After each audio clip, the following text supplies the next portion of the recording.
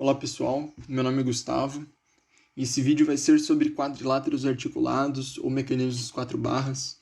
Então, diferente do que a gente vinha vendo até agora, a gente vinha vendo análises um pouco mais, entre aspas, topológicas de mecanismos, no sentido que a gente via mecanismos bem gerais, a gente vinha cadeias bem complexas, mas onde não eram definidas as geometrias, não eram definidas as distâncias, formato dos elos, enfim.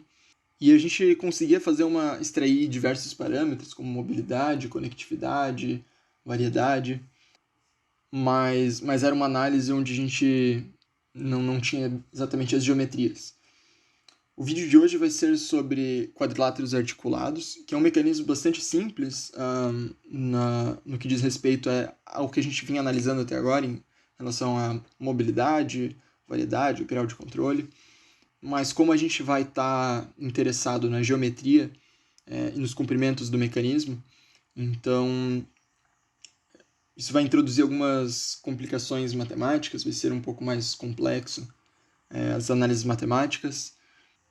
E, enfim, a gente vai estar interessado em outros parâmetros. Então, os tópicos que a gente vai tratar hoje dividir o vídeo em definições, onde a gente vai falar da nomenclatura, que vai ser importante ao longo do vídeo, nomenclatura de diversas partes do mecanismo de quatro barras. Falar sobre o critério de Grashof, que diz respeito a como que o mecanismo de quatro barras se move. Falar sobre posições importantes que ele passa. Falar sobre a geometria, algumas modelagens matemáticas, principalmente em relação a encontrar os ângulos do mecanismo dada os comprimentos das barras, mas vice-versa também. E por último a gente vai resolver alguns exemplos, exatamente tratando dessa dinâmica de dar os comprimentos e pedir ângulos máximos, mínimos, ou o contrário, passar o intervalo dos ângulos e pedir possíveis comprimentos de barras. Bastante importante essa parte dos exemplos, a gente vai tratar de exemplos não muito triviais e recomendo que vocês prestem atenção. E por último, um resumo onde eu reuni as principais fórmulas, tentei deixar bem conciso ali o conteúdo tratado nessa aula, que é um conteúdo bastante extenso, talvez dê um vídeo comprido. Então, antes de falar da nomenclatura, queria dar uma introdução ao mecanismo quatro barras. Ele é um mecanismo, apesar, como eu falei, ele é bastante simples, ele é dado por quatro barras, tem uma mobilidade igual a 1. Toda essa análise que a gente vinha fazendo até agora no mecanismo quatro barras, ela é extremamente simples. Mas, apesar disso, o mecanismo quatro barras ele é muito útil, ele é bastante presente no cotidiano, ele permite que a gente, entre aspas, programe um movimento, ou seja, a gente consegue prescrever algumas posições que a gente quer que esse mecanismo, pelas quais o mecanismo passe, e com isso a gente consegue quase que programar o nosso mecanismo, pode construir um mecanismo mais complexo usando mecanismos quatro barras. Então ele é um mecanismo bastante importante, apesar de simples, e é importante que a gente estude ele. Então, falando da nomenclatura, quanto ao nome das barras, elas têm nomes bastante simples. A barra engastada, que é essa barra D, de comprimento D, ela é chamada de barra fixa, porque ela é exatamente fixa, ela é presa, a gente pode pensar que é ao solo ou algum referencial fixo. A gente tem a barra de entrada, que ela é chamada assim porque é a barra onde a gente vai induzir o movimento, onde a gente vai colocar o nosso atuador. Então, a gente sempre vai imaginar que a gente está prescrevendo o comprimento na barra de entrada e o resto do mecanismo se move de acordo com a posição da barra de entrada. Então, da mesma forma, a barra de saída ela é chamada assim porque é onde o movimento responde ao movimento colocado na barra de entrada, e a barra acopladora então acopla a barra de entrada e a barra de saída. Quanto aos nomes das posições das juntas, então, só tratando dos elos, os elos eles podem ter qualquer formato. O formato, a geometria dos elos não é importante para o funcionamento do mecanismo quatro barras. Ele pode ter esse formato nessa barra, ele poderia ter uma extensão para qualquer um dos lados. O que a gente está interessado são sempre a distância entre as juntas, a distância entre o ponto ali dos polos dos pares cinemáticos, que a gente vai modelar então como linhas retas, e é nesse comprimento que a gente está interessado, nesse comprimento A, B, C e D. Então, a posição dessas juntas aqui eu nomeei de A0, B0, A1 e B1, e a nomenclatura delas é como segue. Então, o ponto A0 ele é o pivô fixo da barra de entrada, pivô porque a barra de entrada ela rotaciona em relação a esse ponto A0, ele é fixo porque ele pertence à barra fixa, ele tá preso à barra que está engastada, e ele é da barra de entrada porque ele também pertence à barra de entrada. Da mesma forma, o pivô móvel da barra de entrada, ele é pivô porque a barra de entrada rotaciona ao redor dele, ele é móvel porque ele se move conforme o mecanismo se mexe, e ele pertence à barra de entrada. E o pivô fixo da barra de saída e pivô móvel da barra de saída seguem a mesma lógica. E por último, então, a gente tem os ângulos, que são ângulos de interesse aqui para o mecanismo 4 barras, começando pelo ângulo de entrada. Então, como a gente comentou anteriormente, a gente vai sempre prescrever, ou a gente vai pelo menos considerar que a gente está prescrevendo a posição da barra de entrada, aqui que a gente vai ter um atuador. Então, esse ângulo de entrada, ele seria, digamos, a variável independente do nosso mecanismo, e todos os outros ângulos, eles dependem, são variáveis dependentes do ângulo de entrada. Então, dependendo do ângulo de entrada, dependendo da posição que vai estar o mecanismo, a gente vai ter, os outros ângulos vão mudar. Então, o próximo ângulo seria a qualidade de transmissão, que é esse ângulo μ indicado aqui, que mede o ângulo entre a barra acopladora e a barra de saída. Ele é chamado de qualidade de transmissão porque ele mede o quanto que a gente aproveita da força que é imprimida aqui pela barra acopladora na barra de saída. E isso depende do quão próximo que esse ângulo μ está próximo de 90 graus. A gente vai tratar um pouco mais disso mais para frente, aqui a gente está mais focado na nomenclatura. De forma similar, o ângulo de pressão que se correlaciona com a qualidade de transmissão, ele mede o ângulo entre a barra acopladora e a reta perpendicular à barra de saída, ou seja, ele mede o ângulo entre a velocidade da barra acopladora e a aceleração desse ponto B1, ou seja, a força imprimida na barra de saída. O ângulo beta é o ângulo chamado de ângulo de saída, isso porque ele seria análogo ao ângulo de entrada, mas o movimento dele é dependente do ângulo θ. E o ângulo gama, que é o ângulo de oscilação, ele é chamado assim porque a barra de entrada ela vai oscilar. Às vezes ela vai dar um ângulo de 360 graus, às vezes não, às vezes ela vai ter uma oscilação curta. E dependendo desse movimento, a barra de saída ela pode oscilar 360 graus, mas caso ela não oscile 360, caso ela não dê uma volta completa, conforme o ângulo θ dá uma volta completa, essa barra de saída ela vai fazer uma oscilação, e essa oscilação ela é medida com esse ângulo de oscilação, com esse ângulo gama. Então, já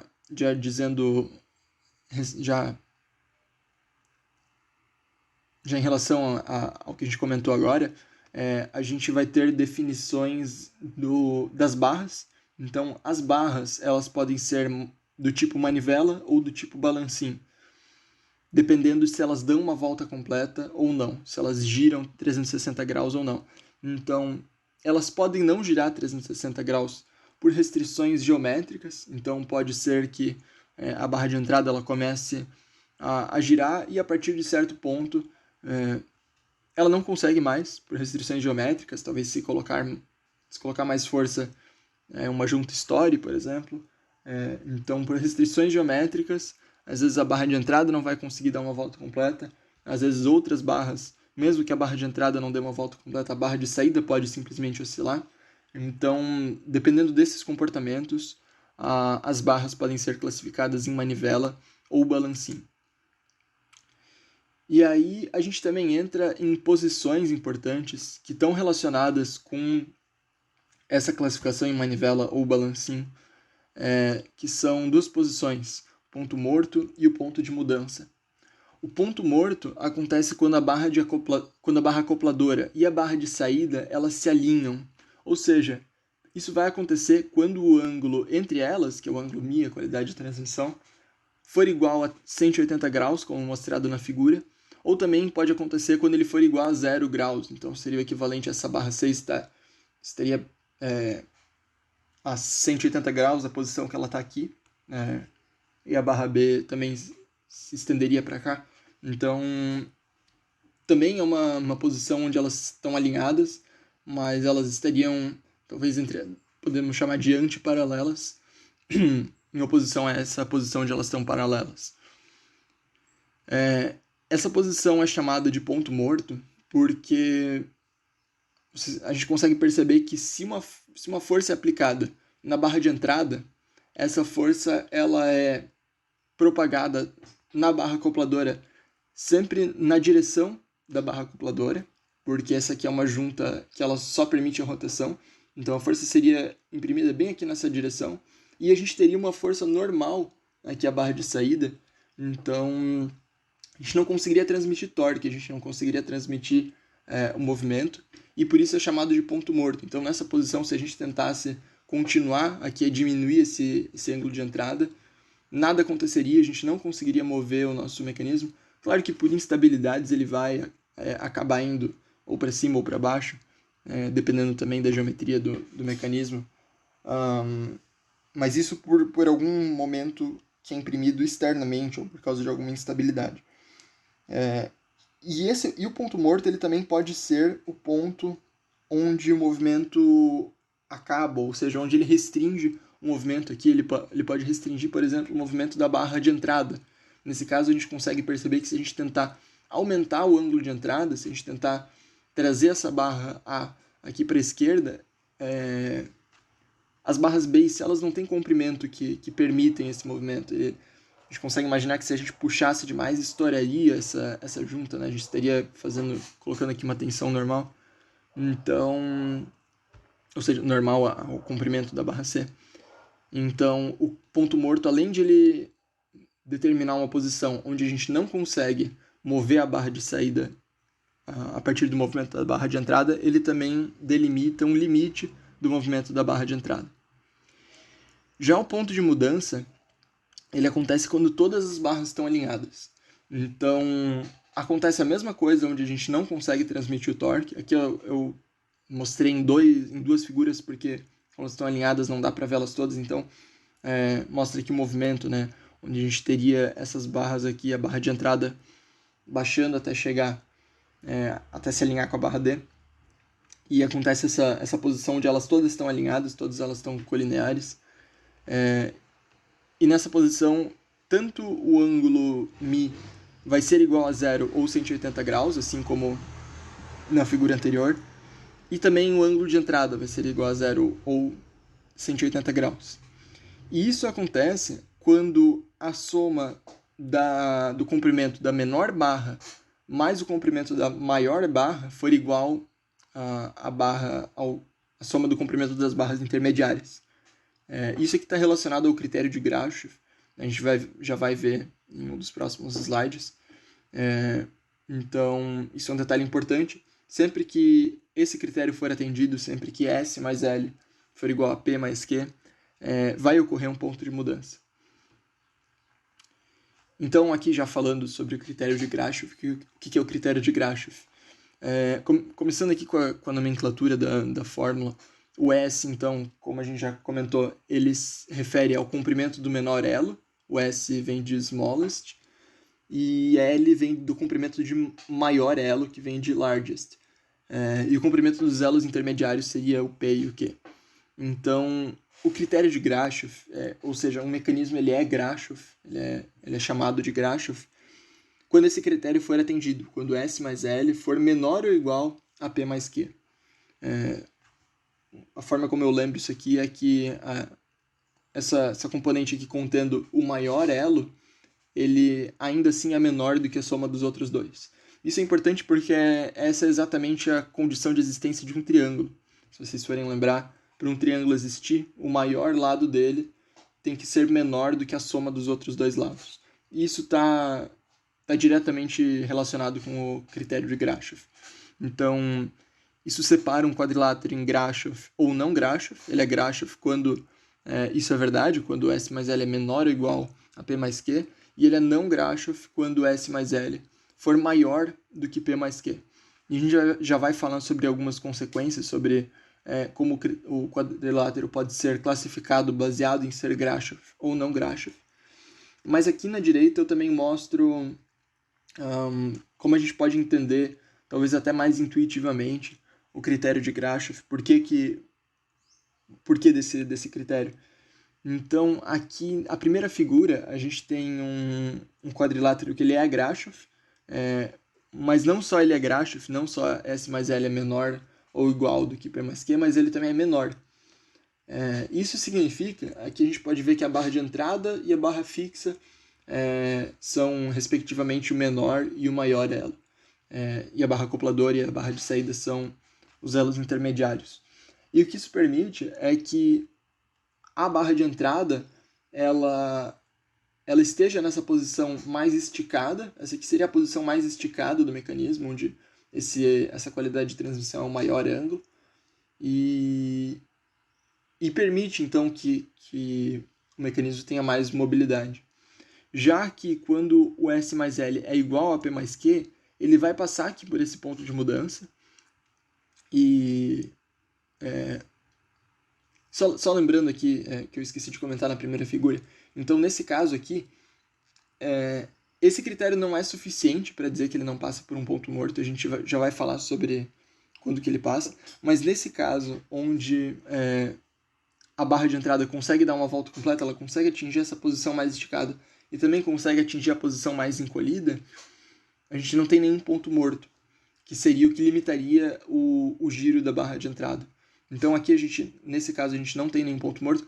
Esse critério não é o suficiente, pode ser que S mais L seja menor do que P mais Q e tenha um ponto morto, mas nesse caso não tem.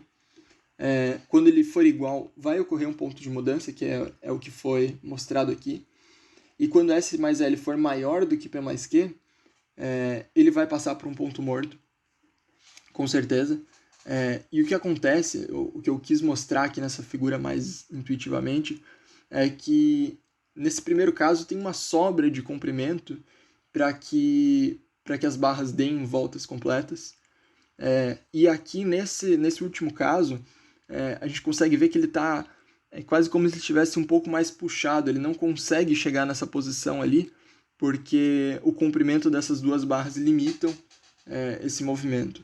Então, o que eu quero mostrar é que o quadrilátero não Grashof, ele tem uma limitação geométrica por causa que os elos intermediários eles são muito pequenos, eles, entre aspas, puxam o elo menor.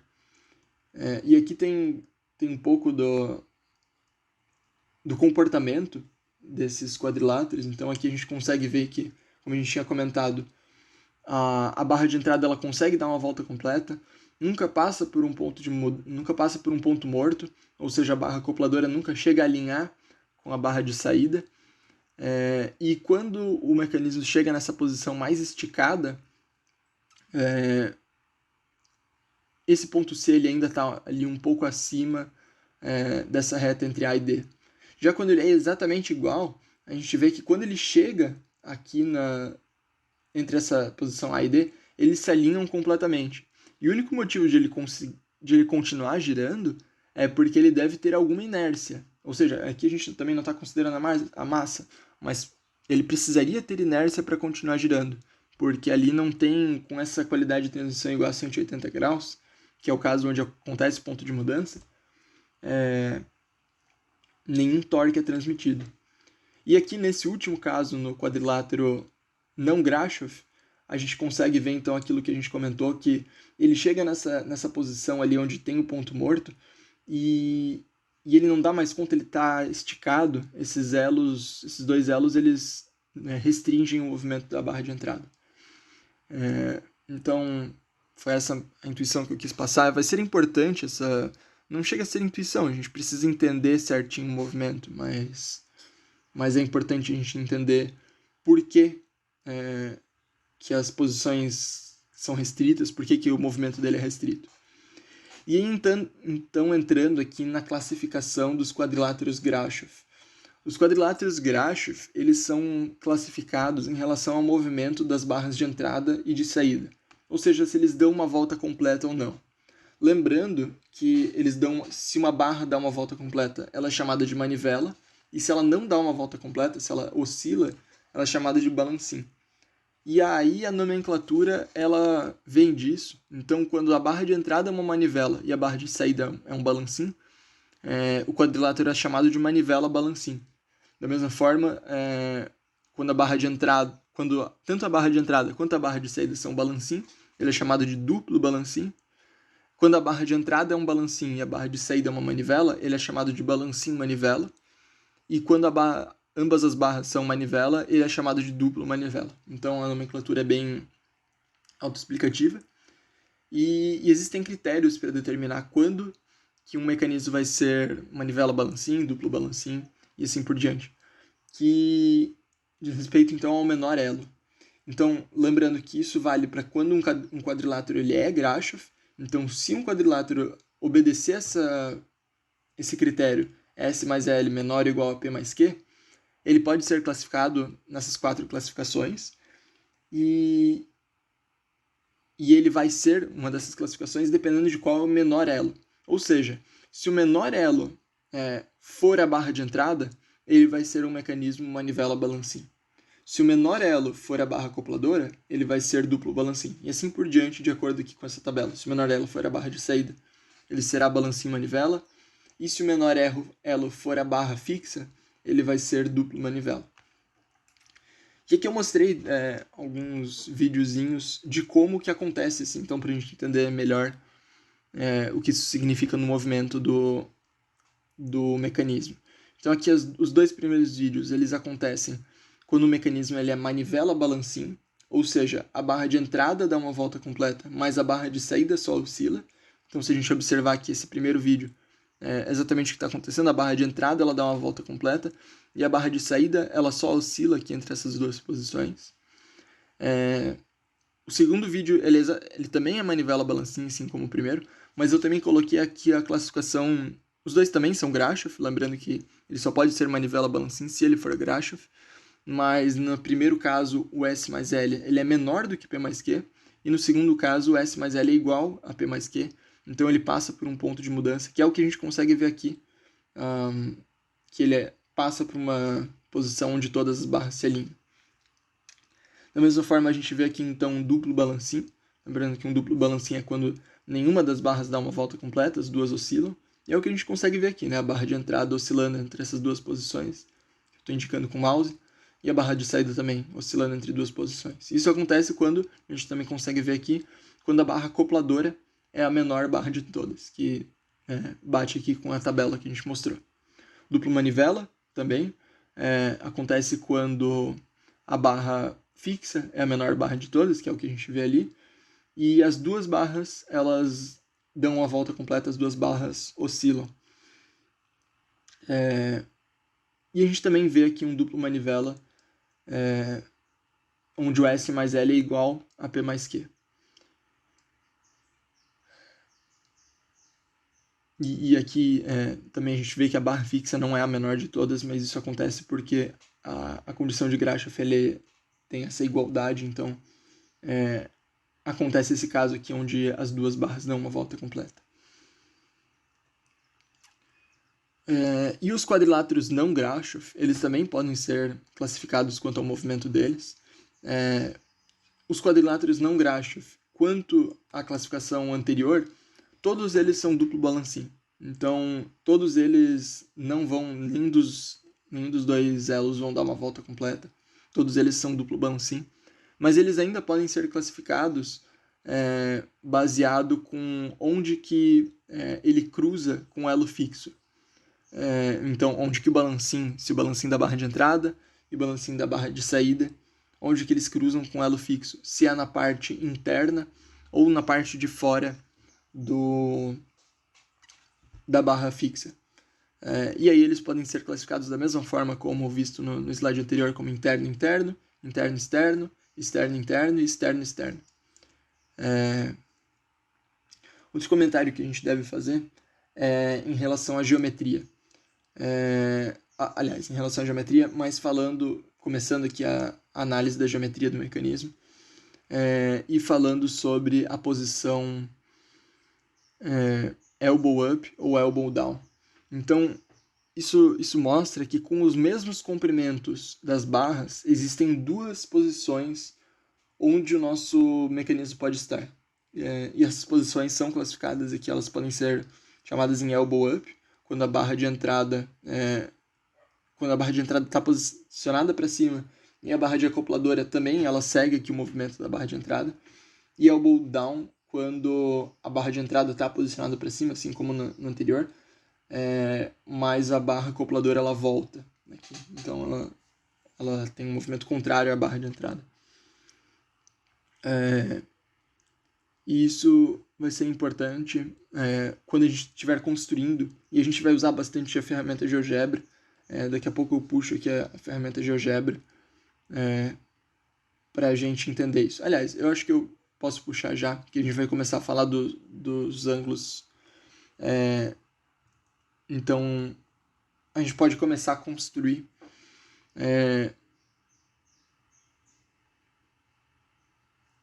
o mecanismo no GeoGebra, para vocês entenderem melhor, para vocês terem um pouco da intuição do mecanismo. E eu sugiro que vocês façam isso junto. É uma forma bacana de vocês testarem o que vocês veem e de verificarem as contas, se as contas estão certinhas. Então eu vou construir aqui um mecanismo de 4 barras e eu vou ficar voltando nele conforme a gente passa pelas teorias. Se vocês quiserem pular essa parte do vídeo, fiquem à vontade, deve ter ali as etiquetas de cada parte do vídeo. Então a gente começa aqui com o pivô fixo da barra de entrada, que a gente vai posicionar ele aqui sobre a origem. E a gente pode também definir os comprimentos das barras. Então a gente pode, por exemplo, chamar aqui A igual a 1, B igual a 2 e dar aqui os comprimentos para as barras. A gente pode também mudar aqui usando esses controles deslizantes. Isso tudo aqui nessa aba de álgebra. Deixa eu colocar aqui igual, só para a gente ter como a gente tinha, nessa aba de álgebra. E a gente pode começar a construir. Então, a barra, o pivô móvel da barra de entrada, a gente sabe que ele vai ficar posicionado a uma distância igual a Azinho, esse Azinho igual a 1, do pivô fixo da barra de entrada, porque esse é o comprimento da barra de entrada, né? Então ele precisa ter uma distância exatamente igual ao comprimento da barra de entrada. E o que a gente pode fazer para garantir que isso aconteça é traçar um círculo que tem o raio igual a A. Isso a gente faz selecionando essa ferramenta círculo dado centro e raio. Então a gente vem aqui, seleciona o centro como sendo o Azão e dá o raio igual a Azinho. E ele vai dar aqui esse círculo. E a gente pode colocar um ponto sobre esse círculo. E esse ponto vai ser um ponto qualquer de operação aqui do pivô móvel da barra de entrada. Da mesma forma, o pivô fixo da barra de saída, ele também vai ficar a uma distância D, nesse caso, do ponto Azão. Então a gente pode fazer a mesma coisa, a gente coloca aqui um círculo com centro em A e raio igual a D. E a gente pode marcar aqui a interseção desse círculo com o eixo X. E ele vai ficar aqui sendo esse ponto C. Depois a gente pode renomear esses pontos. A gente pode também aqui esconder esses dois círculos, clicando nesses dois círculos, eles escondem cada um desses objetos. E o pivô móvel da barra de saída, a gente sabe que ele vai ficar a uma distância Bzinho, desse ponto Bzão, e a uma distância Czinho desse ponto Czão, que são os comprimentos da barra acopladora e da barra de saída. Então o que a gente pode fazer é traçar aqui um círculo com centro e raio aqui saindo de B, com o raio Bzinho, e a mesma coisa daqui com o raio Czão. E, então, o pivô móvel da barra de saída, a gente sabe que ele vai ficar uma distância Bzinho do ponto Bzão, uma distância Czinho do ponto Czão, então ele seria a interseção desses dois círculos. E aqui, como vocês podem ver, dois círculos eles sempre vão, a não ser que eles estejam tangentes um ao outro, eles vão se intersectar em 2 pontos. Isso corresponde ao que a gente viu anteriormente aqui sobre a posição elbow up e elbow down. Então, no caso, a gente pode selecionar aqui a posição elbow up, que seria esse ponto aqui em cima. Se a gente quisesse, a gente poderia selecionar a posição elbow down. Então, isso é para mostrar como, dado a geometria, dado os 4 comprimentos, um mecanismo ele sempre vai ter 2 possíveis, ou sempre não, mas geralmente ele vai ter 2 possíveis posições. Não vai ter quando esses círculos forem tangentes um ao outro. A gente pode, então, esconder esses círculos e renomear esses pontos para o que a gente chamou ali no slide inicial. Então, chamar de A0, A1, B0 e B1. E para facilitar aqui também a visualização, a gente pode vir e unir eles com segmentos.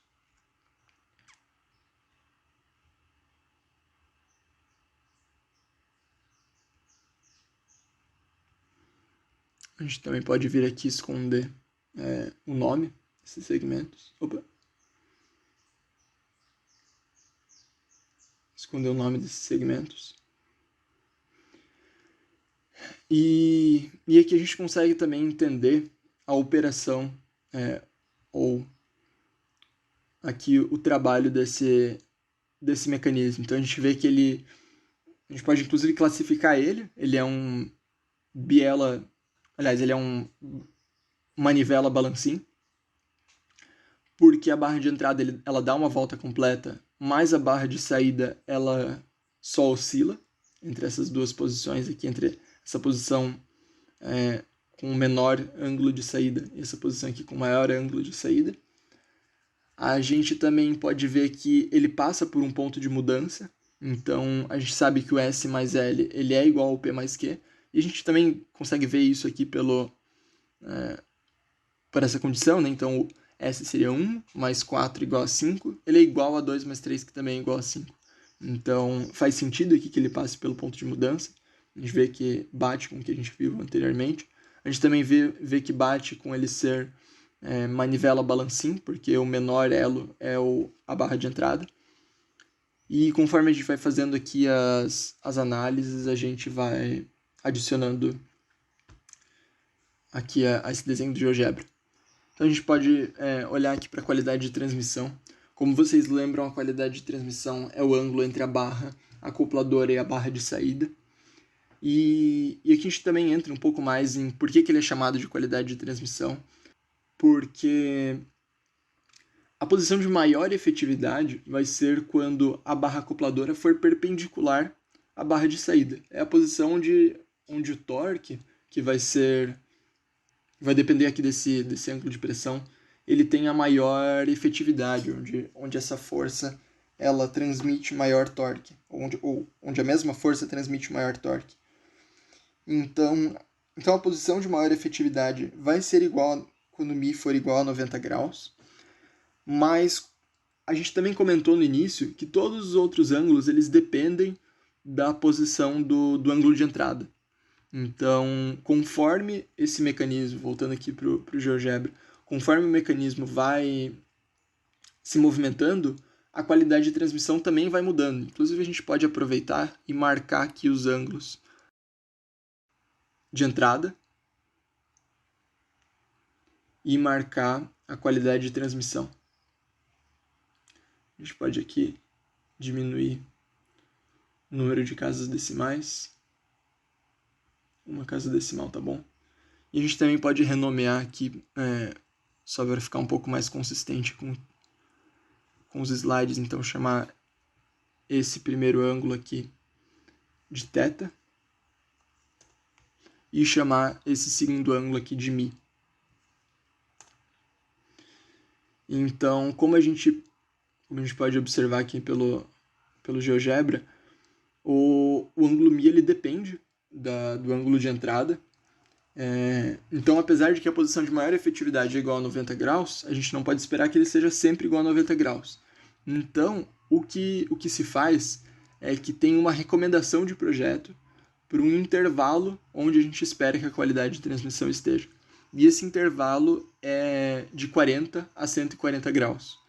Ou seja, a gente quer que ele esteja próximo, ou que ele esteja rodeando ali a posição de maior efetividade, para que na média ele tenha uma boa transmissão de força. Então isso justifica aqui o nome qualidade de transmissão. Isso é uma coisa que vocês devem ter em mente. Muitas vezes não é dado isso, por exemplo, em provas, mas lembrar então que a recomendação de projeto para qualidade de transmissão é de 40 a 140 graus. Isso também vocês devem usar no projeto final de vocês. E o ângulo de pressão, ele se correlaciona diretamente com a qualidade de transmissão.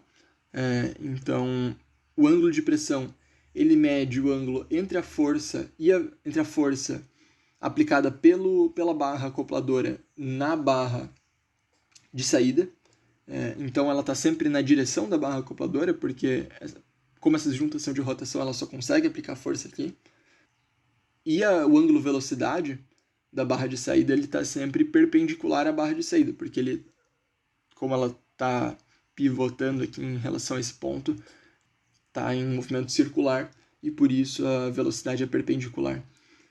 Então, o ângulo de pressão é a medida entre esses dois ângulos. Aqui na figura eu coloquei menos, porque ele seria positivo quando a velocidade estivesse aqui para baixo, mas em módulo, então, seria o ângulo entre a força e a velocidade. E isso também é uma outra forma da gente entender por que a posição de maior efetividade é quando μ for igual a 90 graus. Isso seria o equivalente a delta, que é o ângulo de pressão, ser igual a 0 graus, quando eles estão colineares à força e à velocidade. Então a gente pode pensar que ele está relacionado com o cosseno, ou seja, o torque que é transmitido está relacionado com o cosseno de delta. E então, da mesma forma, assim como a recomendação de projeto para o μ é de 40 a 140, a recomendação de projeto para o delta é de menos 50 a 50 graus. Isso porque, na verdade, eles são ângulos complementares. Então, o μ mais delta vão ser igual a 90 graus, onde o delta ele pode ser negativo. O μ a gente não espera que ele seja negativo, a gente espera que ele seja entre 0 e 180 graus. Então eles são complementares.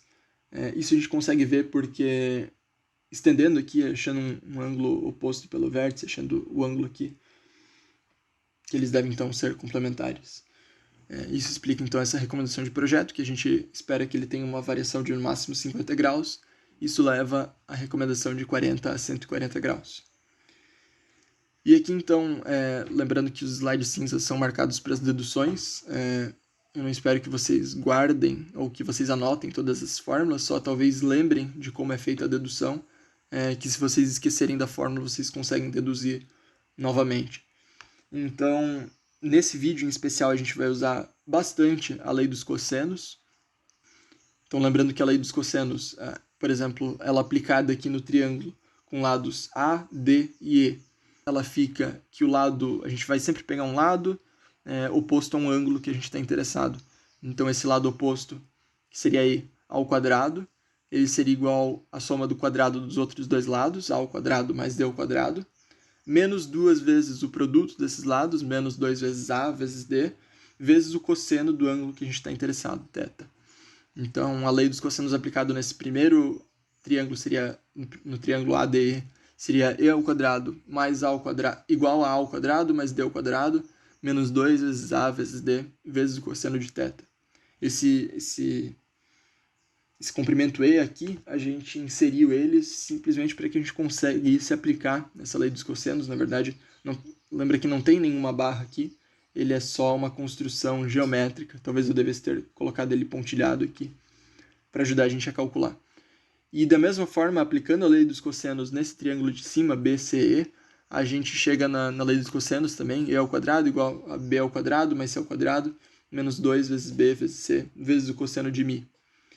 E aí, como essa barra E ela é igual para os dois triângulos, a gente pode igualar essas duas equações aqui nas chaves, e a gente chega a uma igualdade envolvendo os comprimentos das barras, o cosseno de μ e o cosseno de θ. E aí, isolando o cosseno de θ, a gente chega numa expressão que relaciona o cosseno de θ com o cosseno de... Aliás, desculpa, o cosseno de μ com o cosseno de θ. Ou seja, assim como a gente tinha comentado que μ e todos os outros ângulos são ângulos dependentes do θ, que seria a variável independente, a gente conseguiu aqui isolar, inclusive na fórmula de baixo, isolando o μ em função do θ. E aqui até colori para marcar isso, que o comprimento das barras ele seria fixo a princípio e a gente estaria movimentando o θ. Então, essa é uma fórmula importante. É importante que vocês gravem, tanto faz a fórmula de cima ou a fórmula de baixo, talvez até a de cima.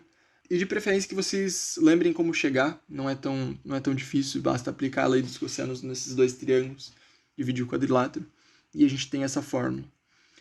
E além de ter essa fórmula correlacionando o μ com o θ, muitas vezes a gente não está interessado em dar um ângulo θ e achar o ângulo μ, a gente está mais interessado em saber qual que é o intervalo que o μ está operando.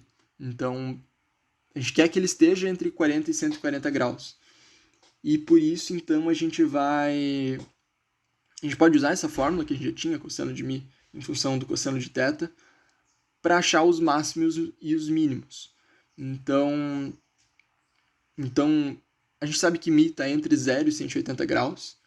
E usando aqui o ciclo trigonométrico para ajudar a lembrar a gente vê que nesse intervalo, quando um ângulo está entre 0 e 180 graus, quanto menor for o ângulo, maior vai ser o cosseno. Ou seja, o menor ângulo que pode ter é 0 e o cosseno vai ser máximo, vai ser igual a 1. Porque o cosseno é essa coordenada da assíntota do ponto ali no círculo trigonométrico. Então, quanto menor for o μ, maior vai ser o cosseno de μ. E quanto maior for o μ, quanto mais próximo de 180 for μ, menor vai ser o cosseno de μ. Mais perto de menos 1 vai ser o cosseno de μ. Então, foi o que eu anotei aqui, que minimizar o μ significa maximizar o cosseno de μ. E vice-versa, maximizar o μ significa minimizar o cosseno de μ. Então, a gente fez essa análise para que a gente pudesse fazer o seguinte. A gente pode, inclusive, simplificar aqui, pegar todas as medidas geométricas e chamar esse termo aqui de azão, esse termo aqui de bezão, e dizer, então, que cosseno de μ é igual a azão mais bezão vezes o cosseno de θ. Então, lembrando, μ mínimo equivale ao cosseno de μ máximo. E qual que é o cosseno máximo? Ou seja, para maximizar esse lado esquerdo dessa equação, equivale a maximizar o lado direito dessa equação aqui. E qual que é o máximo que essa expressão aqui pode ser? Ele vai ser máximo quando o cosseno de θ for igual a 1. Ou seja, o maior cosseno de θ que pode maximizar isso aqui é 1. Porque o cosseno está sempre entre menos 1 e 1. Então, o cosseno de μ mínimo ele vai ser igual a A mais B. E a gente vai fazer uma observação importante. Isso só vale, então lembrando que, assim como esse cosseno de θ só pode ficar entre menos 1 e 1, o cosseno de μ também só pode ficar entre menos 1 e 1. Então, desde que A mais B seja menor do que 1, o cosseno de μ mínimo ele vai ser igual a A mais B. No próximo slide a gente vai deixar isso um pouco mais claro. E da mesma forma, para maximizar o μ, a gente minimiza o cosseno de μ, ou seja, isso significa que cosseno de μ é igual a A menos B. Espero que tenha ficado claro a lógica disso, que a gente está maximizando, colocando o maior valor que esse cosseno de θ pode ser e minimizando, colocando o menor valor que ele pode ser. Então, aqui no próximo slide, a gente só deixou essas condições um pouco mais claras, que quando A mais B for menor do que 1, então o μ mínimo vai ser o arco cosseno de A mais B. Mas ele só pode ser no máximo 1. Então, se A mais B passar de 1, o μ mínimo vai ser o arco cosseno de 1. E o arco cosseno de 1 é 0. Então, o menor μ que pode acontecer é 0 graus. Então, faz sentido, né? A gente não pode esperar que tenha um μ menor do que 0 graus. E a mesma coisa para o μ máximo. Então, quando A menos B for maior do que menos 1, então o mi máximo vai ser o arco cosseno de A menos B. Mas se ele diminuir tanto que ele passar de menos 1, que ele for menor do que menos 1, então o mi máximo não tem como passar, ou o cosseno dele não tem como passar de menos 1, não tem como diminuir, e ele vai ser simplesmente o arco cosseno de menos 1, que é igual a 180 graus. Resumindo, quando a gente conseguir tirar o arco cosseno, quando o cosseno de mi, quando A mais B for um valor possível para o cosseno de mi, vai ser ele. Quando não for, quando ele passar, o mínimo vai ser 0 graus. E a mesma coisa para o máximo. Quando A menos B tiver um arco cosseno que existe, esse vai ser o mi máximo. Quando não, o máximo que mi pode ser é 180 graus. E isso vai indicar também as posições limites do nosso mecanismo. Então, quando o mi mínimo... E aí tem outra coisa que a gente deve perceber, que a gente viu aqui nesse ciclo trigonométrico, que quanto menor for θ, maior é o cosseno de θ, maior é o cosseno de mi e menor é o mi. Ou seja, ficou confuso, mas quanto menor for o θ, menor vai ser o mi. E quanto maior for o θ, maior vai ser o mi. Ou seja, quando o θ estiver mais próximo de zero, ou seja, quando o mecanismo estiver mais encolhidinho, o mi vai ser mínimo. E quando ele estiver mais esticado, o mi vai ser máximo. E saber se o mi mínimo é igual a zero ou se o mi máximo é igual a 180 graus, mostra pra gente quando a gente tem, por exemplo, um ponto morto.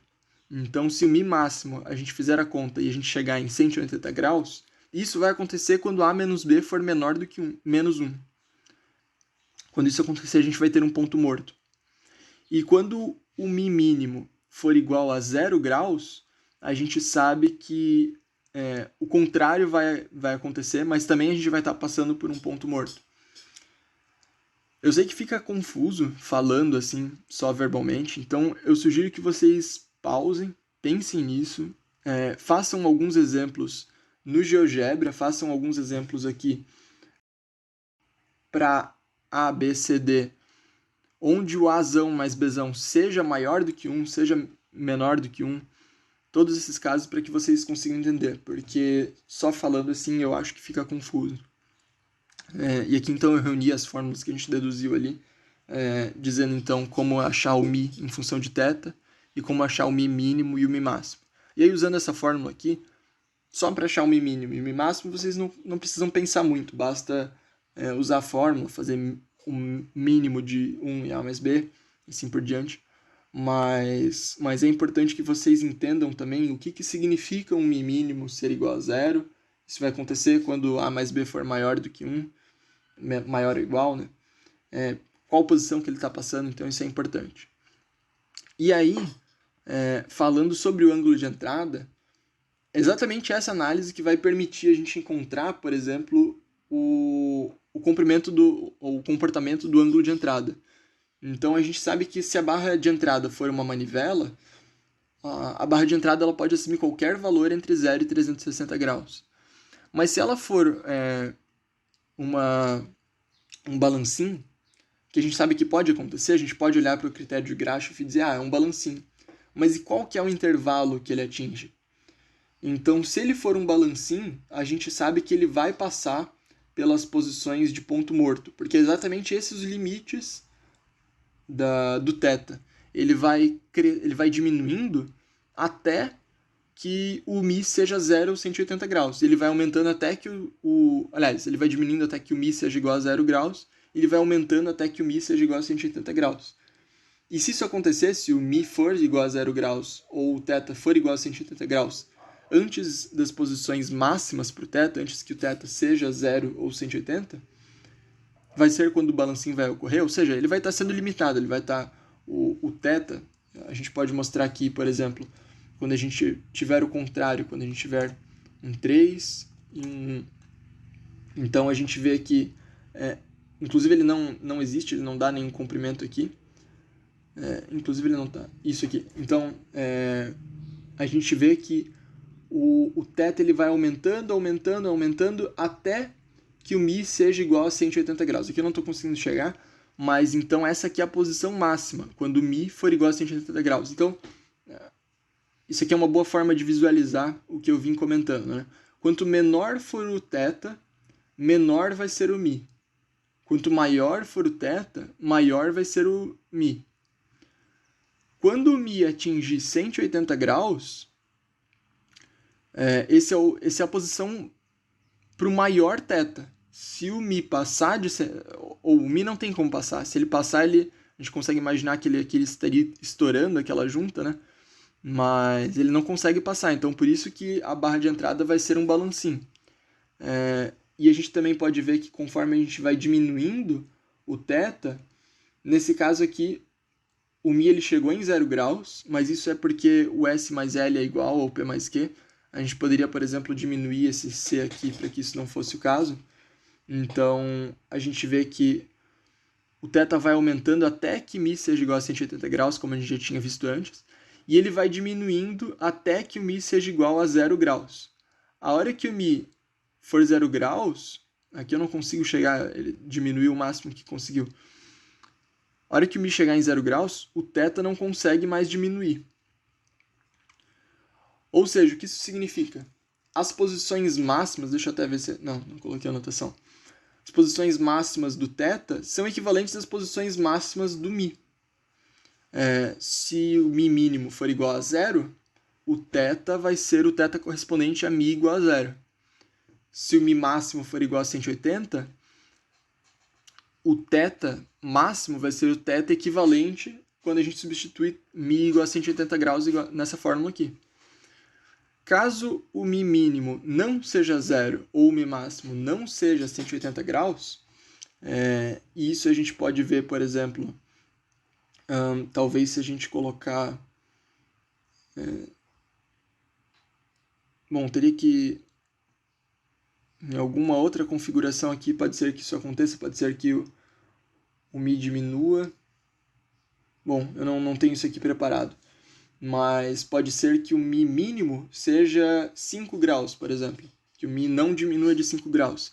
Isso significa que o θ diminuiu até 0 graus e o μ mínimo não chegou no ponto morto. Então, aqui nesse caso que eu mostrei para vocês, a gente tem dois pontos mortos. Um quando o μ é igual a 0 graus e um quando o μ é igual a 180 graus. E aí o θ também tem um máximo e tem um mínimo. Mas esse não é o único caso. Então pode ser que o μ ele atinja um mínimo maior do que 0 graus ou um máximo menor do que 180 graus. E aí, nesse caso, então, significa que o θ consegue atingir as posições máximas dele de 0 ou de 180 graus, certo? Então, falando agora sobre o ângulo de saída, a gente também consegue calcular ele usando aquela divisão que a gente tinha feito, agora usando a lei dos senos. Então, se a gente dividir o ângulo, lembrando que esse ângulo entre a barra de saída e a barra fixa era igual a beta, a gente dividiu ele em beta 1 e beta 2. Então, usando aqui a lei dos senos, A sobre beta 1 igual a E sobre θ, que é exatamente, aliás, A sobre o seno de beta 1 e E sobre o seno de θ, que é o que está aqui. Essa aqui é a lei dos senos, e essa aqui também é a lei dos senos para outro triângulo. A gente consegue encontrar beta 1 e beta 2, e beta é a soma de beta 1 mais beta 2, então aqui a gente tem uma fórmula para beta em função de θ, e ele também acaba ficando em função de μ e E. Então, lembrando que E depende de θ e μ depende de E, então os dois dependem de θ. Então, dado um certo θ, a gente calcula aqui μ e E, substitui na fórmula, substitui também o θ, e a gente encontra o ângulo de saída. E usando isso, a gente consegue, então, encontrar o ângulo de oscilação também. Lembrando que o ângulo de oscilação, o ângulo de saída e o ângulo de oscilação são suplementares, a soma deles é igual a 180 graus. A gente também consegue encontrar o ângulo de oscilação. E aí a gente consegue encontrar a variação do ângulo de oscilação, ou seja, um delta gama, que também é um parâmetro importante, às vezes a gente está interessado nele. E para encontrar o gama mínimo e o gama máximo, assim como a gente vinha encontrando o μ mínimo e o μ máximo, o θ mínimo e o θ máximo, a gente pode encontrar o gama mínimo e o gama máximo. A gente sabia Para encontrar o mi mínimo e o mi máximo, a gente usou simplesmente a fórmula. Para encontrar o θ mínimo e o θ máximo, a gente sabia em qual posição que ocorre o θ mínimo e o θ máximo, que é nos pontos mortos, quando mi igual a zero ou mi igual a 180 graus. Então, era assim que a gente encontrava o θ mínimo e o θ máximo. A gente encontrava os pontos mortos, a gente via se tinha pontos mortos, e se tivesse, a gente encontrava o θ que chegava nesses pontos mortos. Da mesma forma, a gente deve saber quando que acontecem as posições máximas do ângulo de saída. Então, voltando aqui para o GeoGebra, a gente pode inclusive marcar ali o ângulo de saída, vindo aqui em ferramentas, ângulo e ângulo de saída. Vamos chamar ele de beta.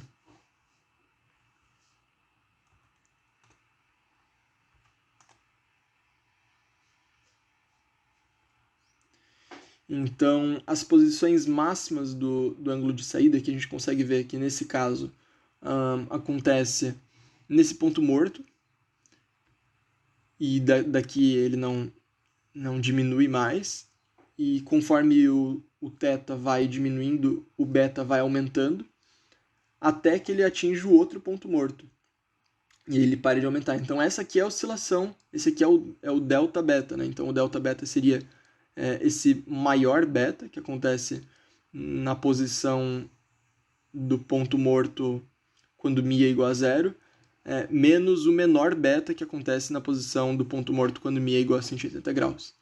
Nem sempre as posições máximas do beta vão acontecer no ponto morto.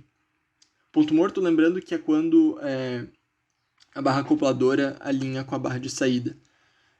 Então, existem alguns casos diferentes para as posições máximas do ângulo de saída.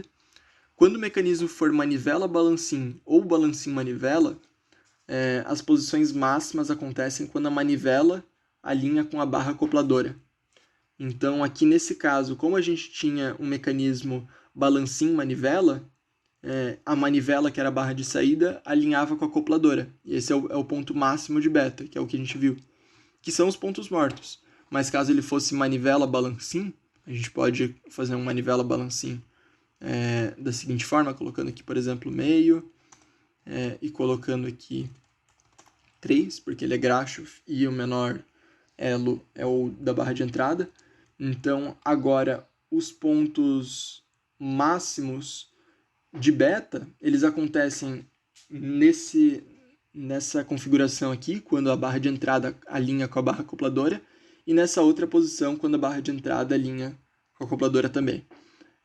Então, se eu continuar fazendo aqui a rotação, vocês podem ver que o ângulo de saída realmente, o máximo, acontece nessa posição, e qualquer outro movimento faz ele diminuir, e o mínimo acontece nessa posição, qualquer outro movimento faz ele aumentar. Então, isso mostra que os pontos máximos, quando o mecanismo for manivela-balancim ou balancim-manivela. Quando o mecanismo for duplo balancim, as posições máximas acontecem, a posição máxima e mínima acontecem quando a barra de entrada e a barra de acopladora e a barra de saída acontecem com a acopladora.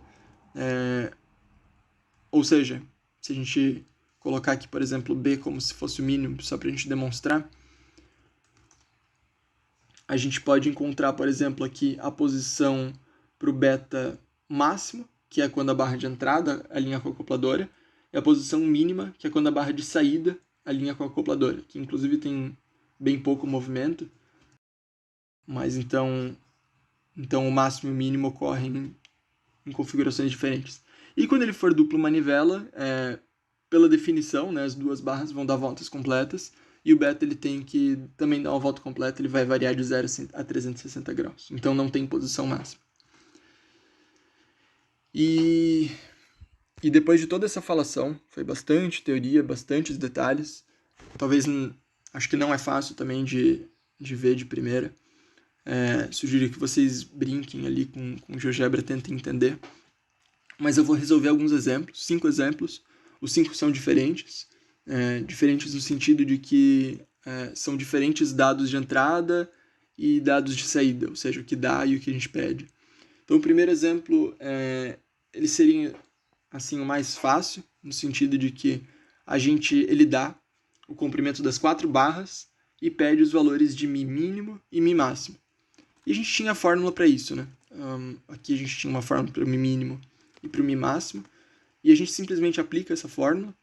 Coloquei aqui a fórmula, já juntei ali o Azão e o Bzão. E a gente chega aqui no arco cosseno de 0,76 e arco cosseno de menos 0,76, são números diferentes.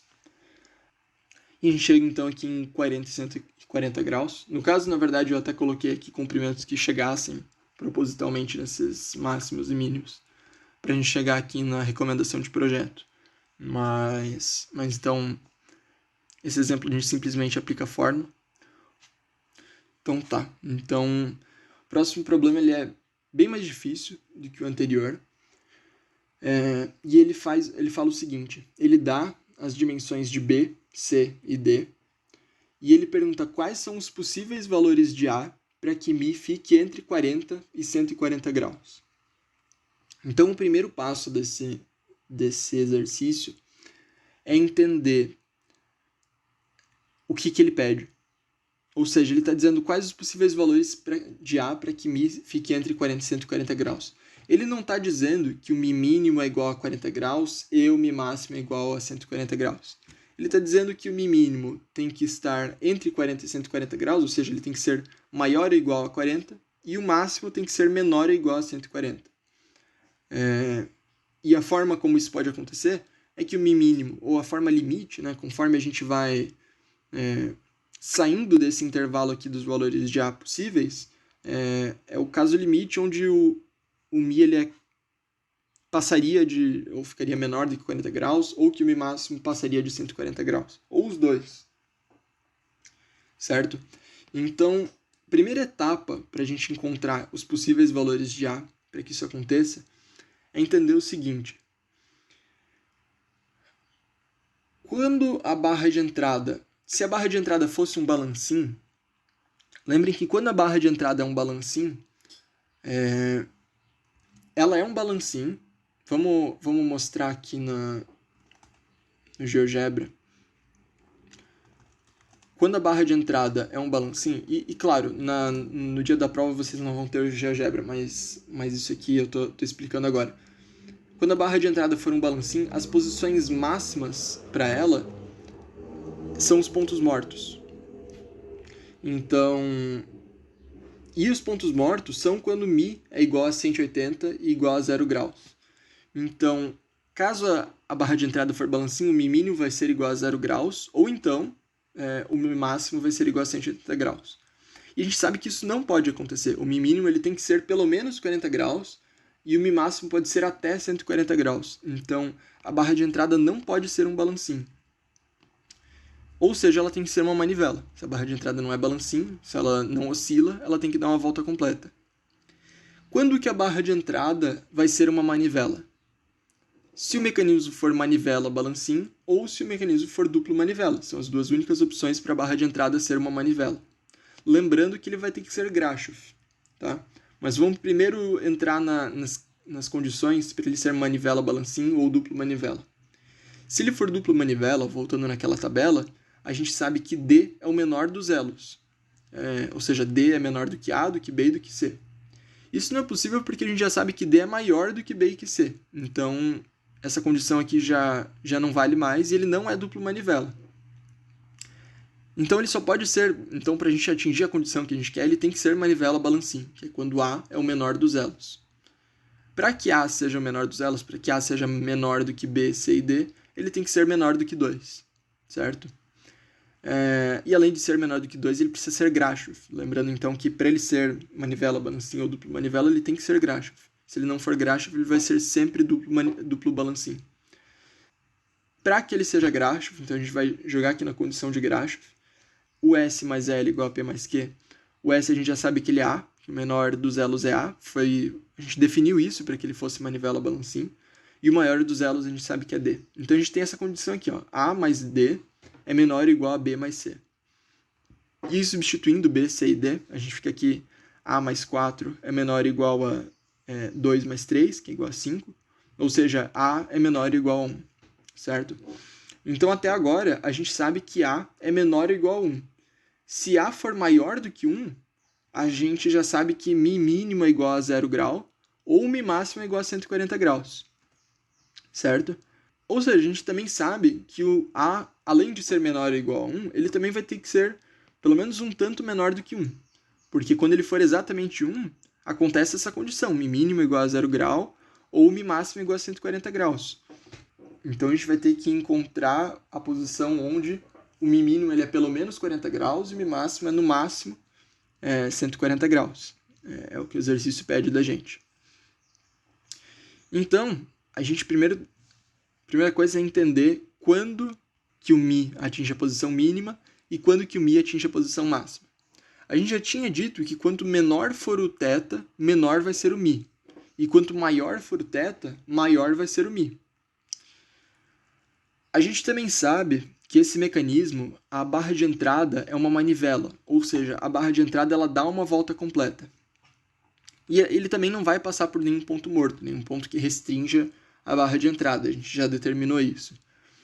Então, qual que é o θ mínimo? O θ mínimo é 0 grau, e o θ máximo, a posição mais estendida, que maximiza o μ, é 180 graus. Então, sempre que a barra de entrada for uma manivela, sempre que não tiver nenhum ponto morto, essas são as posições máximas. θ igual a 0 grau e θ igual a 180 graus. Foi isso que a gente até determinou naquele slide onde a gente dizia que cosseno de μ mínimo era igual a mais B. A mais B acontece quando θ é igual a 0. E A menos B acontece quando θ é igual a 180 graus. Então essas são as posições pro μ mínimo e pro μ máximo, certo? Isso é importante vocês visualizarem. A gente poderia, por exemplo, usar o GeoGebra para chegar nessa conclusão, colocando aqui um A, o B, o C e o D. A gente poderia, mas na hora da prova vocês não vão ter o GeoGebra, né? Então é importante visualizar que a posição onde acontece o menor μ é em 0 grau e a posição onde acontece o maior μ é em 180 graus. E uma boa forma de gravar é realmente lembrar que ele está mais esticado quando a barra de entrada está em 180 graus e ele está mais encolhido nessa posição, certo?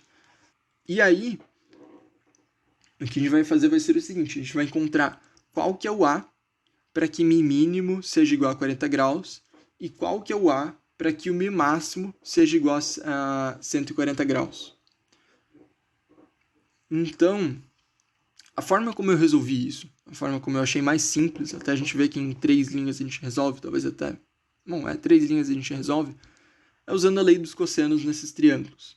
Então, a gente vê que a gente tem um triângulo aqui, a gente tem um ângulo de interesse, a gente também tem uma medida de interesse, aliás, esse ângulo aqui ele é determinado, μ mínimo é igual a 140 graus, e a gente tem um comprimento de interesse, que é o D menos A. Então, eu acho que uma das formas mais simples de resolver esse exercício é usando a lei dos cossenos. E a gente aplica aqui a lei dos cossenos, então o ângulo oposto ao ângulo de interesse D menos A ao quadrado igual a B ao quadrado mais C ao quadrado, menos 2 vezes B vezes C, vezes o cosseno de μ mínimo. E aí fica fácil de isolar o A ao quadrado, a gente passa a raiz, isola o A e a gente chega no valor de A. Essa é a forma usando a lei dos cossenos que eu acho uma das mais simples. Agora, pode ter gente que não ache tão simples pelo seguinte fato. Eu não mencionei isso antes, né? Que a gente já está resolvendo os exercícios e não mencionei essa forma antes. O que eu mencionei foram as fórmulas. Então uma outra forma de resolver seria, sim, usando essa fórmula aqui que relaciona o μ com o θ. Então a gente sabe que o μ mínimo, ou seja, o μ vai ser igual a 40 graus quando o θ for igual a 0 grau. Então a gente substituiria esses dois valores, a gente substituiria o que a gente conhece de B, C e D, e a gente ficaria com uma equação quadrática para A. A gente teria que usar a fórmula quadrática, a fórmula de Bhaskara, para encontrar o A. E a gente pode fazer isso, então talvez tenha gente que acha isso mais fácil, já que é só usar a fórmula. Lembrando que, assim, não é ainda só usar a fórmula, vocês têm que lembrar que o Mi vai ser mínimo, o Mi mínimo igual a 40 graus, ele vai acontecer quando o θ for mínimo, quando o θ for igual a 0 grau, mas além disso é só jogar na fórmula, não precisa aplicar ali a lei dos cossenos. Um outro problema que acontece é que vocês vão chegar em duas soluções para o A, e aí vocês vão ter que ver qual dessas soluções para o A que faz sentido, ou seja, essa solução, quando θ for igual a 0 grau, a gente vai ter uma solução onde A realmente é o menor dos elos, e a outra solução vai ser onde o A não é o menor dos elos. Então essa solução não faz sentido, né? Não é o que a gente tinha comentado. Ou seja, ele não vai ser nem menor do que D. Então essa é uma das desvantagens de usar a fórmula. A lei dos cossenos nesse sentido deixa um pouco mais simples, mas são duas formas válidas. E a gente também pode aplicar a lei dos cossenos no outro caso, onde o θ é igual a 180 graus e o Mi assume o valor máximo dele, que a gente vai prescrever igual a 140 graus para achar qual que é o A que corresponde ao Mi máximo igual a 140 graus, certo? E a gente chega nesses dois valores para o A. Aí, a primeira coisa que a gente vai perceber é o seguinte, a gente tinha dito que para que a barra de entrada seja manivela, o A tem que ser menor ou igual a 1. E a gente chegou numa solução onde o A não é menor ou igual a 1. Ele é igual a 2,05. Certo? O que isso significa? O que a gente interpreta com isso? Olhando para esse diagrama aqui, que a gente sabe que ele vai chegar nessa posição quando o A for manivela, a gente consegue perceber que quanto menor for A, maior vai ser o Mi mínimo. Ou seja, quanto mais essa barra encolhe, mais esse outro triângulo estica e aumenta o Mi mínimo. Então, quando A é igual a 2,05, o Mi mínimo é igual a 40 graus. Conforme ele vai diminuindo, o Mi mínimo vai ser maior do que 40 graus. Então, voltando para essa figura aqui, que a gente tinha dito, qual vai ser o comportamento de Mi? Qual vai ser o comportamento de Mi nesses valores aqui de A? Então vai ser exatamente esse, vai ser um Mi mínimo. O Mi, ele nunca vai passar de um valor que é maior do que 40, e o valor limite vai ser quando ele for igual a 140. Então é isso que a gente interpreta desses dois resultados. E a gente também sabe que quanto menor for o A, menor também vai ser o Mi máximo. Então, nesse caso aqui, quando o A é igual a 0,71, o Mi máximo é igual a 140 graus, desculpa. Conforme ele diminui, ele vai sendo menor do que 140 graus. Ou seja, vai chegando no intervalo que a gente queria. Mi mínimo é maior do que 40 graus, Mi máximo é menor ou igual a 140 graus. É exatamente o que a gente queria. Já quando A aumentar dessa condição de 0,71, quanto maior for A, maior vai ser Mi máximo. A gente consegue imaginar que esse triângulo ele vai esticando. Ou seja, o Mi máximo vai passar de 140 graus, que não é o que a gente quer. E a conclusão que a gente chega nisso é que o A ele deve ser menor do que 0,71, ou seja, ele deve estar entre 0 e 0,71. Aqui eu escrevi isso que eu acabei de falar, se vocês quiserem olhar os slides sem me ouvir falando, né? Mas então essa é a conclusão. Voltando aqui à questão, a questão passa aqui essas medidas e pergunta quais são os possíveis valores de A para que Mi seja entre 40 e 140 graus. E a resposta é para o A entre 0 e 0,71, certo? E para chegar nisso, então, relembrando, vocês descobriram que a barra de entrada deve ser manivela, vocês acharam a condição com Grashof para que isso acontecesse, vocês tiveram que lembrar que ele é manivela, então o A ele deve passar por 0 grau, deve passar por 180 graus, não tem nenhum ponto morto que impeça, que restrinja o θ, certo? Então ele deve passar por essas posições quando o Mi for mínimo e quando o Mi for máximo. E também ver que nessas posições, então, quando o A for igual a 0,71, o Mi mínimo vai ser maior do que 40. A gente determinou isso porque ele é igual a 40 quando A é igual a 2. E quanto A diminui, o Mi aumenta. Então a gente sabe que o Mi mínimo vai ser maior do que 40 graus. E o Mi máximo também é a mesma coisa, a gente acabou de comentar, né? Então, quando A for igual a 0,71, ele vai ser 40, quanto ele diminui, vai continuar naquele intervalo que a gente queria. Então, essa é a resposta. É um exercício que, assim, ele não é fácil, eu não acho que ele é nada fácil, acho que ele é difícil, mas eu espero que vocês tenham conseguido acompanhar o raciocínio. E se não conseguirem, apareçam na monitoria, mandem e-mail, falem com os professores.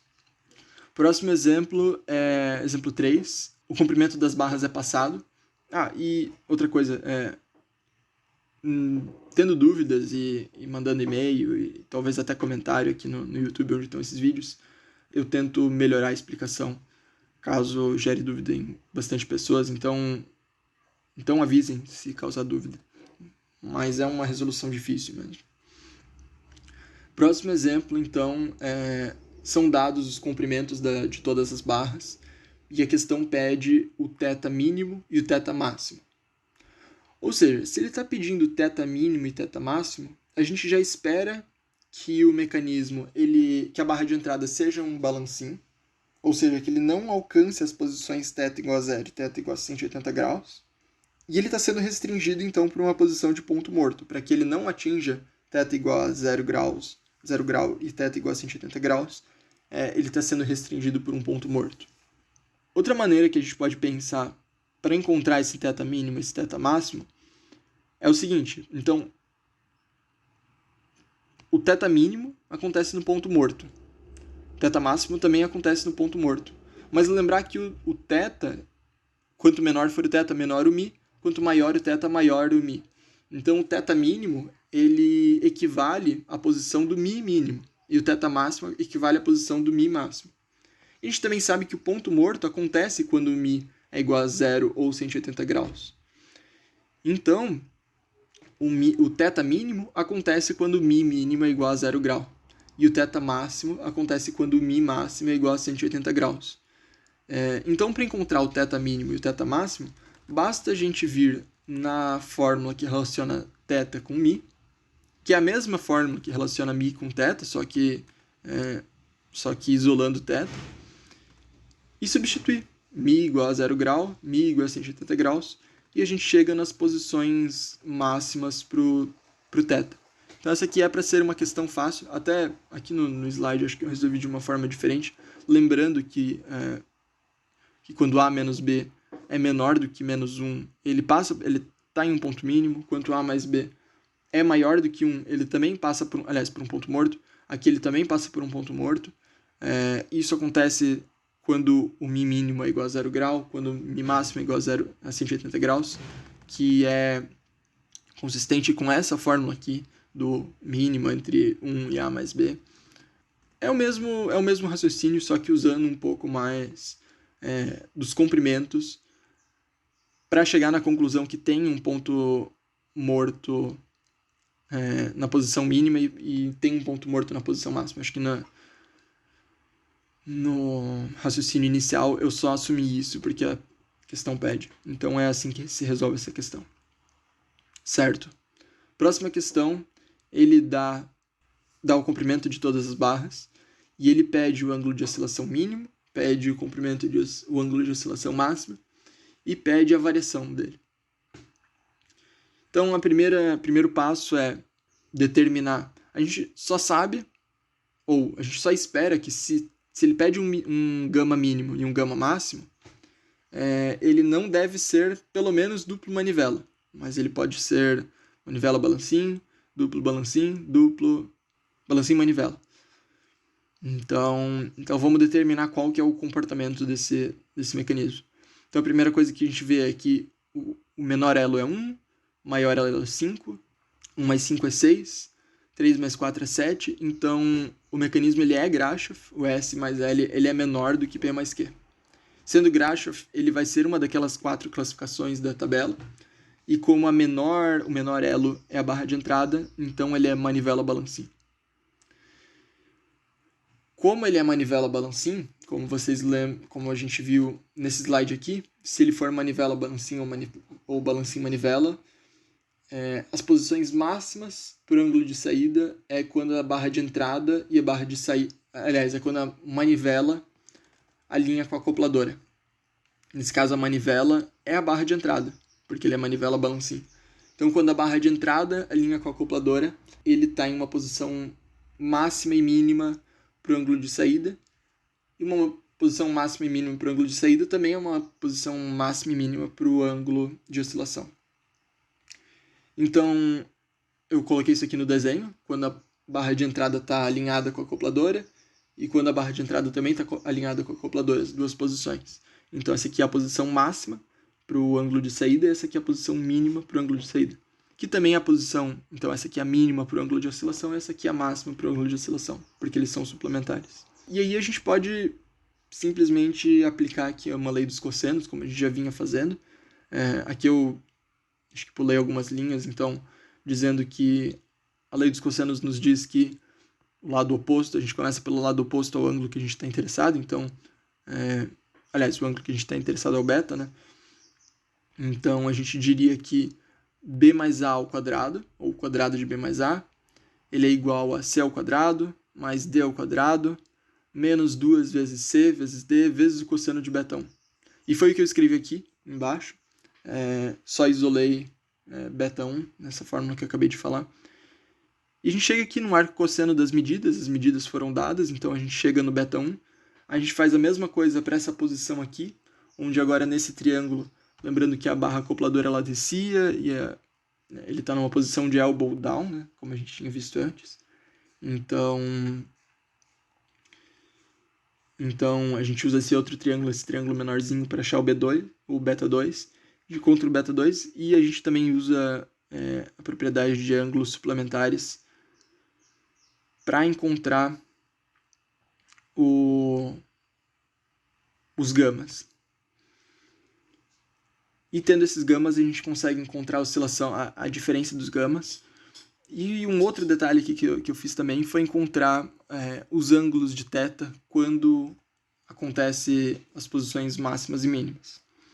Então, não necessariamente são as posições, aliás, não são as posições máximas e mínimas de θ, mas são o θ onde acontece as posições máximas e mínimas para o ângulo de oscilação. E finalmente, aqui o último exercício desse vídeo, que já deve estar extremamente longo, é quando é dado o comprimento das barras de entrada e acopladora. Ele dá a oscilação, dá a diferença do ângulo de oscilação entre a posição máxima e mínima, que é igual a 30 graus, e ele pede o comprimento de C e D. Então, a primeira coisa que a gente deve fazer aqui é desenhar essas duas posições quando ele está na posição com o beta máximo e o beta mínimo. A gente já viu na questão anterior que para um mecanismo manivela balancim, isso acontece quando a barra de entrada alinha com a acopladora. Então a gente desenha aqui as duas posições onde a barra de entrada alinha com a acopladora, e a gente chega nesses triângulos aqui. E a gente tem aqui o beta 1 e o beta 2. Mas com isso aqui a gente ainda não consegue resolver para C e para D.